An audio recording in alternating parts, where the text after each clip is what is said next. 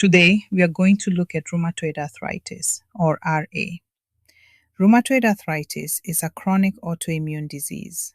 This means the immune system mistakenly attacks the body's own tissues.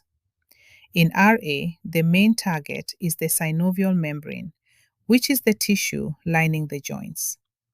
Let's break the process down into 4 simple steps: autoimmune attack, inflammation, pannus, joint destruction.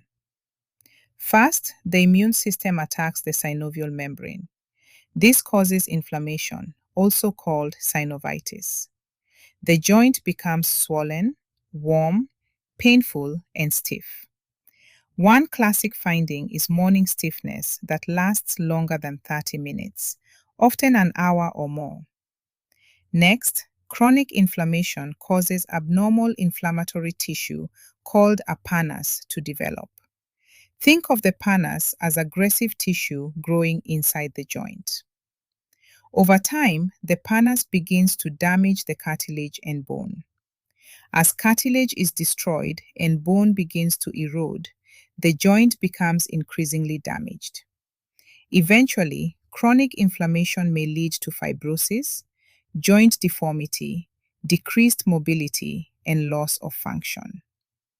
RA commonly affects joints symmetrically. For example, if the small joints of the right hand are affected, the same joints of the left hand are often affected as well. And remember, rheumatoid arthritis is systemic. It does not affect only the joints. Patients may also experience fatigue, weakness, low-grade fever, anemia, and involvement of other organs. So remember this simple pathway: autoimmune attack, synovitis, pannus, cartilage and bone destruction, joint deformity. And your quick memory phrase is: RA attacks the joint lining from the inside.